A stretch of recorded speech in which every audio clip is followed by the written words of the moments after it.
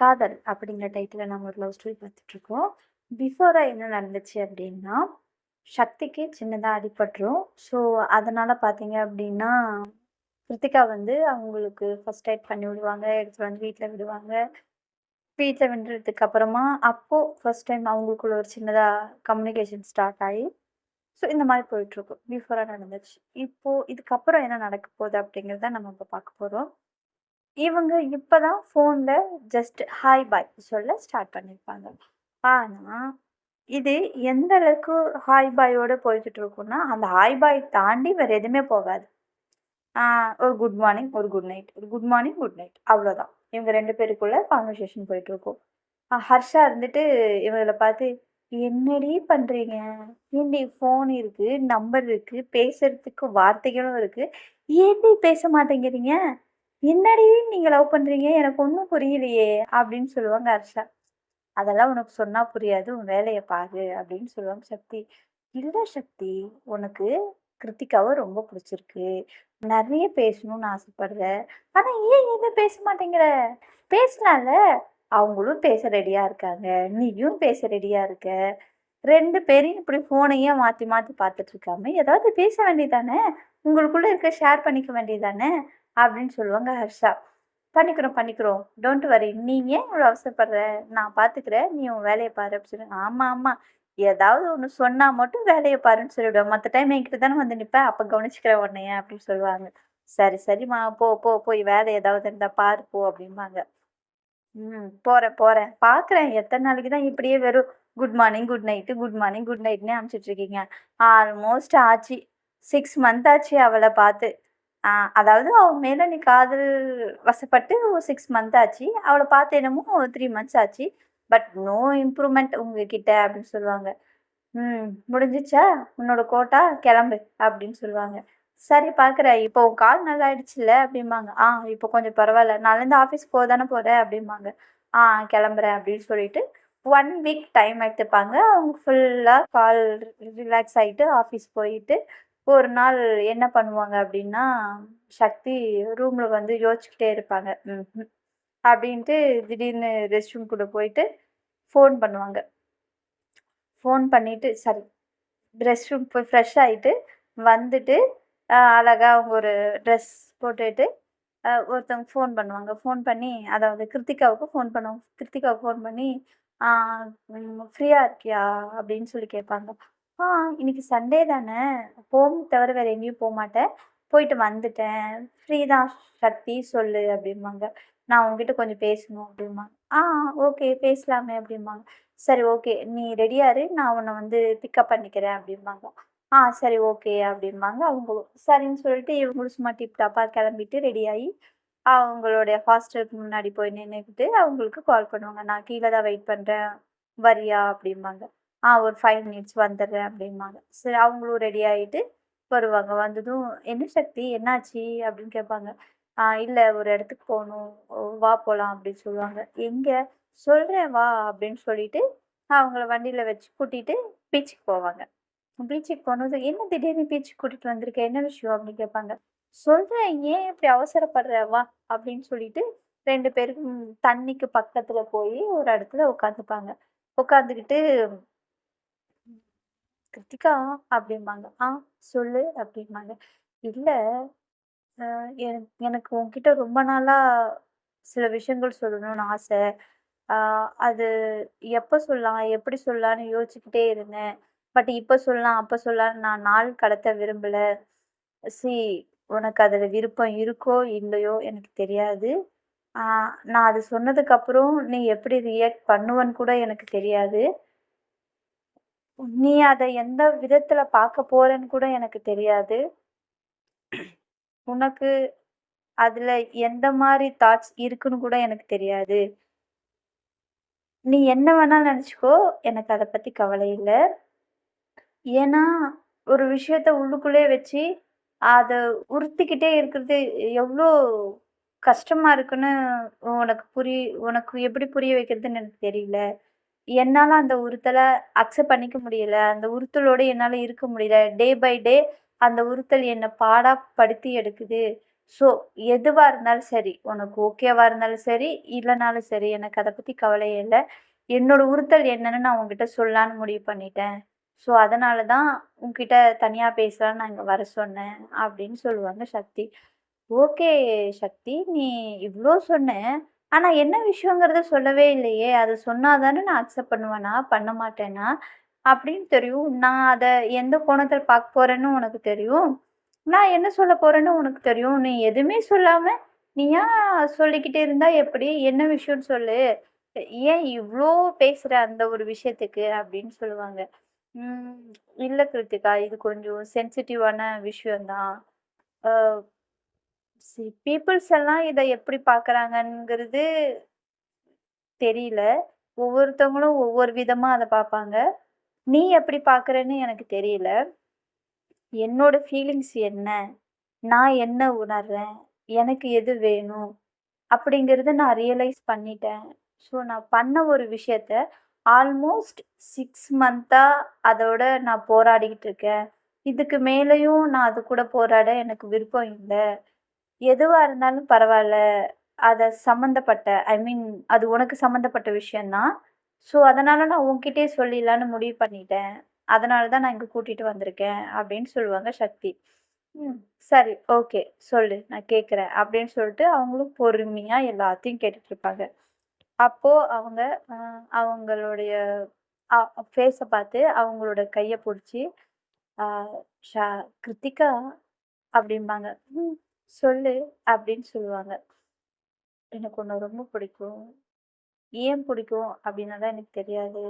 உன்ன first time பார்த்ததுமே என்னோட ஹார்ட்ல நீ குடி வந்துட்ட. அது எப்படி, எதனாலன்னு எனக்கு தெரியல. என்னையே மீறி என் ஹார்ட் உன்கிட்ட இருக்கு. அது நீ இருக்கிற திசை நோக்கி தான் வந்துட்டுருக்கு. நீ என் பக்கத்துல இருந்தாலே, அது ஆட்டோமேட்டிக்கா அதுக்கு தெரிஞ்சிடுது. அது ரியாக்ட் ஆகுது. அந்த அளவுக்கு உன்ன எனக்கு புடிச்சிருக்கு. என் லைஃப்ல இப்ப வரைக்கும் யாரும் இல்ல. இதுக்கப்புறம் யாராவது இருப்பாங்களா இல்லையான்னு எனக்கு தெரியாது. பட் ஸ்டில் நீ எப்பவும் என் லைஃப்ல இதுக்கப்புறம் ஐ மீன் நான் எப்போ உன்ன ஃபர்ஸ்ட் டைம் பார்த்தனோ, அந்த நிமிஷத்துல இருந்து ஸ்டில் என் மனசுல நீ மட்டும் தான் இருக்க. ஆ நான் இந்த வாழ்க்கைய உன் கூட சேர்ந்து வாழணும்னு ஆசைப்படுறேன். இந்த ஜேர்னிய என்னோட வாழ்க்கையோட பயணத்த உன் கூட நான் பயணிக்கணும்னு ஆசைப்படுறேன். என் வாழ்நாள் முழுக்க உன் கூடவே இருக்கணும்னு ஆசைப்படுறேன். இந்த உலகத்துல யாரு எது யார் தடுத்தாலும், யார் என்ன சொன்னாலும், நான் அத பத்தி கொஞ்சம் கூட கவலைப்படுறதா இல்ல. அண்ட் உனக்கு ஓகேன்னா மட்டும் என்ன நடந்தாலும் பார்த்துப்பேன் அப்படிங்கிற ஒரு தாட் எனக்குள்ள இருக்கு. எனக்கு உன்னோட சம்மதம் தான் வேணும். அண்டு இது எனக்குள்ள இருந்த ஒரு விஷயம். உன்கிட்ட சொல்லணும்னு ஆசைப்பட்ட ஒரு விஷயம். அந்த உறுத்தல எனக்குள்ளே வச்சு என்னால முடியல. உனக்கு விருப்பம் இருக்கோ இல்லையோ, பிடிக்குமோ பிடிக்காதோ, எனக்குள்ள என்ன இருக்கோ அத நான் உன்கிட்ட சொல்லணும்னு நெனச்சேன். அதான் சொல்லிட்டேன். நீ உடனே சொல்லணும்னு அவசியம் இல்ல. நீ ஒத்துக்கணும்னு கூட அவசியம் இல்ல. நீ இத அக்செப்ட் பண்ணிக்கணும் கூட அவசியம் இல்ல. நீ இதுக்கப்புறம் உனக்கு தோணுச்சுன்னா, என்னோட ஃப்ரெண்ட்ஷிப்ப நீ கன்டின்யூ பண்ணலாம். இல்ல அப்டின்னா, இதோட ஸ்டாப் பண்ணிக்கணும் அப்டின்னு நெனச்சா கூட நீ பண்ணிக்கலாம். எனக்கு அத பத்தி அ கவல கிடையாது. எனக்குள்ள இருக்கிற கவல அது வேற. அதுக்காக நீ என்ன வேணான்னு சொல்லிட்ட அப்படிங்கிறதுனால உன்ன வெறுக்கவோ, உன் மேல கோவப்படவோ, ஆம் உட்காந்து அதையே நெனச்சு ஃபீல் பண்றவோ, அந்த அளவுக்கெல்லாம் கிடையாது. சி நான் பேசிக்கா உனக்கு ஓகே அப்படின்னா, என்னுடைய அன்ப எந்த அளவுக்கு உன் கூட பரிமாற முடியுமோ, அந்த அளவுக்கு ஷேர் பண்ணிப்பேன். இல்ல அப்படின்னா, எனக்குள்ள இருக்கிற ஃபீலிங்ஸ் எனக்குள்ளேயே வச்சுப்பேன். அத சொல்லணுங்கிற அவசியம் இல்ல. ஷேர் பண்ணணுங்கிற அவசியம் இல்ல. இப்ப கூட ஏன் இத சொன்னேன்னா, உன்கிட்ட எங்க சொல்லாமலே போயிடுவனோ அப்படிங்கிற ஒரு தாட். உனக்கு பிடிக்குதோ இல்லையோ, எனக்கு சொல்லணும்னு ஆசை. அதனால நான் சொல்லிட்டேன். இதுக்கப்புறம் நீ என்ன முடிவெடுத்தாலும் எனக்கு அது சம்மந்தம் தான். நீ இப்பவே சொன்னாலும், நோ சொன்னாலும் எனக்கு சம்மதம் தான். எஸ் சொன்னாலும் எனக்கு சம்மதம் தான். நோ சொன்னா, அட்லீஸ்ட் என் மனசுல என்ன தோணுச்சோ, நான் என்ன நெனச்சேனோ, அத நான் உன்கிட்ட சொல்லிட்டேன் அப்படிங்கிற ஒரு சந்தோஷத்துல என்னோட வாழ்க்கைய நான் வாழ்ந்துருவேன். எஸ் சொன்னா, என்னோட காதல, என்னோட அன்ப நீ அக்செப்ட் பண்ணிக்கிட்ட அப்படிங்கிற ஒரு சந்தோஷத்துல, நம்ம காதல இந்த உலகமே அசந்து போற அளவுக்கு நான் வாழ்ந்து காட்டுவேன். எல்லாருடைய பெர்மிஷனோட சி உனக்கு உன்னோட ஹோம் ரொம்ப இம்பார்ட்டன்ட். எனக்கு என் ஃபேமிலி ரொம்ப இம்பார்ட்டன்ட். அவங்க இல்லாம நான் இல்ல. அதனால என்ன நடந்தாலும் சரி, அவங்களோட சம்மதத்தோடயே உன்ன நான் ஏத்துப்பேன். அவங்களையும் ஏத்துக்க வைப்பேன். அந்த அளவுக்கு எனக்கு நம்பிக்கை இருக்கு. ஏன்னா, நான் உன்ன அந்த அளவுக்கு நேசிக்கிறேன். என்னுடைய அன்பு உண்மையானதா இருக்கும். இந்த உலகம், இந்த இயற்கை என்னோட காதலுக்கு சப்போர்ட் பண்ணும் அப்படின்னு நான் நெனைக்கிறேன். அதனால தான் என்ன நடந்தாலும் பார்த்துக்கலாம் அப்படிங்கிற ஒரு தாட் எனக்குள்ள வந்துருச்சு. இது கான்ஃபிடென்ட்ன்னு சொன்னாலும் சரி, ஓவர் கான்ஃபிடென்ட்ன்னு சொன்னாலும் சரி, "என்ன இவ இப்படி பேசுறா?" அப்படின்னு நீ நெனச்சாலும் சரி, எனக்குள்ள என்ன நான் தோணுச்சோ, என்ன நான் ஃபீல் பண்ணனோ, அத நான் உன்கிட்ட சொல்லணும்னு நெனைக்கிறேன். சி இந்த ஆடம்பரமா, ப்ரொப்போஸ் பண்றது இதெல்லாம் எனக்கு தெரியாது. கிஃப்ட் குடுத்து ப்ரொப்போஸ் பண்றது அதெல்லாம் எனக்கு தெரியாது.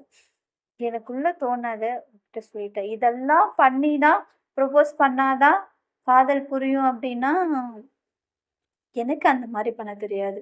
நான் நேசிக்கிறது உண்மையா நேசிக்கிறேன். என் மனசுல என்ன இருக்கு அப்படிங்கிறத நான் உனக்கு தெளிவா எக்ஸ்பிளைன் பண்ணணும்னு நெனச்சேன். அதனால தான் இங்க கூட்டிட்டு வந்தேன். சிம்பிளா என்னோட மனசுல இருக்கிறது, இதோ இந்த கடல் நீருக்கு சாட்சியா, இந்த காற்றுக்கு சாட்சியா, இந்த உயிரற்ற மண்ணுக்கு சாட்சியா, உன் மனசாட்சிக்கு சாட்சியா, என் மனசாட்சிக்கு சாட்சியா, என் மனசுல என்ன நெனச்சிட்டு இருக்கேன், என் மனசுல என்ன இருக்கு அப்படிங்கிறத நான் உன்கிட்ட சொல்லியிருக்கேன். நீ என்ன முடிவு சொல்றியோ, அத வச்சு நெக்ஸ்ட்டு நான் என்ன பண்ணணும்? என்ன பண்ணக்கூடாது? எப்படி இருக்கணும்? எப்படி இருக்கக்கூடாது? அப்படி எல்லாமே நான் டிசைட் பண்ணிப்பேன். அண்ட் நீ எனக்கு நோ சொல்லிட்டா, உன்ன வெறுக்கிறதோ, உன்ன திட்டுறதோ, உன் மேல கோவப்படுறதோ, அந்த மாரி படமாட்டேன். அண்ட் அதே மாரி நான் கவலையில மூழ்கியும் போக மாட்டேன். லவ் அப்படிங்கிறது, காதல் அப்படிங்கிறது காமனான ஒரு விஷயம். நான் குடுக்க ரெடியா இருக்கேன். உனக்கு அக்செப்ட் பண்ணிக்க ரெடின்னா அக்செப்ட் பண்ணிக்கோ. அண்ட் அதே மாரி உனக்கு குடுக்க விருப்பம் இருந்துச்சுன்னா குடு. அத நானும் அக்செப்ட் பண்ணிப்பேன். காதல் அப்படிங்கிறது ஒருத்தவங்க குடுத்தா இன்னொருத்தவங்களுக்கு குடுக்கணும் அப்படிங்கிற அவசியம் கிடையாது. நான் அப்படி நெனைக்கல. நீ உன்னோட காதல குடுத்தாலும் சரி, குடுக்கலனாலும் சரி, என்னோட காதல் நான் உனக்கு எப்பவுமே குடுத்துக்கிட்டே தான் இருப்பேன்.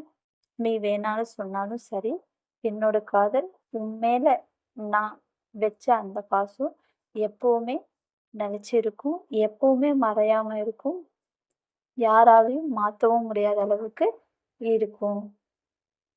இதெல்லாம் நான் உன்கிட்ட சொல்லணும்னு நெனச்சேன். அதனால தான் நான் உன்ன இங்க கூட்டிட்டு வந்தேன். என் மனசுல இருக்கிறது எல்லாத்தையும் நான் சொல்லிட்டேன். இதுக்கப்புறம் நீ என்ன சொன்னாலும் எனக்கு சம்மதம் தான். இப்பயே சொன்னாலும் சம்மதம் தான். இல்ல உனக்கு கொஞ்சம் டைம் வேணும் அப்டின்னாலும், அதுவும் குடுக்க எனக்கு சம்மதம் தான். அப்படின்னு அவங்க மனசுல இருக்கிறது எல்லாத்தையுமே எக்ஸ்பிளைன் பண்ணிடுவாங்க. கிருத்திகா அப்படியே டோட்டலா ஷாக் ஆயி அப்படியே நிப்பாங்க. ம்.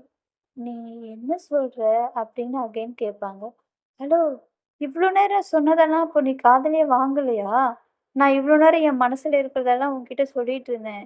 நீ என்னடான்னா, இப்படி என்ன சொன்னேன்னு கேட்டா நான் என்ன சொல்றது? மறுபடியும் ஃபர்ஸ்ட்லேருந்து எல்லாத்தையும் சொல்லணுமா?" அப்படின்னு கேட்பாங்க சக்தி கிருத்திகா கிட்ட. "இல்ல, எனக்கு இதெல்லாம் ஏதோ மாய மாதிரி இருக்கு. நம்ம ஒரு 3 வாட்டி மீட் பண்ணியிருப்போமா? உன் காலுக்கு அடிபட்டதுக்கு அப்புறம் ஒரு 2 வாட்டி மீட் பண்ணியிருக்கோம். நீ திடீர்னு இப்படி சொன்னா நான் என்ன சொல்றதுன்னு எனக்கு தெரியல. அதான்" அப்படின்னு சொல்லிட்டு அவங்க கொஞ்சம் தயங்குவாங்க. அப்போ சக்தி இருந்துட்டு, "இங்க பாரு, நீ என்ன பார்த்தது என்னவோ 2, 3 வாட்டி தான். நம்மளோட மீட் நடந்திருக்கு. ஆனா, நான் உன்ன ஃபர்ஸ்ட் டைம் எப்ப பார்த்தேனோ, அப்பவே என்னுடைய மனசு, அதாவது என்னுடைய இதயம் உனக்கு அடிமையாயிடுச்சு. நீ எங்க இருந்தாலும் உன்ன தேடி என்னையே அறியாம நான் உன்ன தேட ஆரம்பிச்சுடுறேன். என் கால்கள் உன்ன உன்ன நோக்கி வர ஆரம்பிச்சுருது. நீ இருக்கிற திசைய பார்த்து நான் இருக்க நெனைக்கிறேன். நீ இருக்கிற உன்னோட பார்வை படுற அந்த நிமிஷம் தான் எனக்கு சூரிய உதயமே. அந்த அளவுக்கு உன்னோட ஒரு பார்வை என்ன டோட்டலா மாத்திருச்சு. நீ என்ன எப்போ மீட் பண்ணன்னு உனக்கு ஞாபகம் இருக்கா? பர்த்டே ஃபங்ஷன் நீ நெனச்சிட்டு இருக்க. ஆனா அது உண்மை இல்ல. ஃபர்ஸ்ட் டைம் நான் உன்ன பார்த்தது சிக்னல்ல, ஆக்ஷன்ல உன்ன பார்த்தேன். நீ சடார்ன்னு என் மேல மோதிட்ட. நான் கீழ விழுந்துட்டேன். அதுதான் நம்மளோட ஃபர்ஸ்ட் மீட். உனக்கு அது ஞாபகம் இருக்கா? இல்லையான்னு எனக்கு தெரியல. அந்த மீட் தான் என்னோட வாழ்க்கையே டோட்டலா மாத்திருச்சு. அந்த நிமிஷத்துல இருந்து தான் நான் என்னையே தொலைச்சு ஸ்டில் தேடிக்கிட்டு இருக்கேன். இப்போ அது உன்கிட்ட இருக்குது அப்படிங்கிறத நான் எப்போ கண்டுபிடிச்சனோ, அப்பவும் உன்கிட்ட இருந்து நான் தேடிட்டு இருக்கேன். ஸோ ஸ்டில் நான் எங்க இருக்கேன்னு என்னால கண்டுபிடிக்கவே முடியல. நீ எஸ்ன்னு சொன்னா, உனக்குள்ள நான் இருக்கிறதா உணருவேன். நோன்னு சொன்னா, எனக்குள்ளேயே நான் இருக்கிறதா உணருவேன்.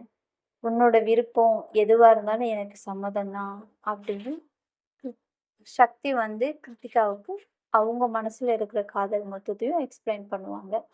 அப்போ கிருத்திகா எதுவுமே பேசாம, "இல்ல எனக்கு கொஞ்சம் டைம் வேணும். அத நான் யோசிக்கணும். இத பத்தி நான் எதுவும் யோசிக்க விரும்பல. இப்போதைக்கு எதுவும் சொல்லவும் விரும்பல" அப்படின்னு சொல்லுவாங்க. நான் தான் முன்னாடியே சொன்னேனே, "நீ இத பத்தி சொல்லணும்னு அவசியம் கிடையாது. பட் என் மனசுல என்ன இருக்கு அப்படிங்கிறத நான் உன்கிட்ட சொல்லணும்னு நெனச்சேன். அதனால தான் நான் சொல்லிட்டேன்." இந்த இடத்துல எனக்கு சொல்றது பெட்டரா இருந்துச்சு. பிகாஸ் எனக்கு பீச் ரொம்ப பிடிக்கும். அதனால தான் பீச் சாட்சியா, அதாவது கடல் நீர சாட்சியா, கடல சாட்சியா வச்சு என் மனசுல இருக்கிற காதல நான் உன்கிட்ட சொன்னேன். உனக்கு என்ன தோணுனாலும் எனக்கு அது சம்மதம் தான்.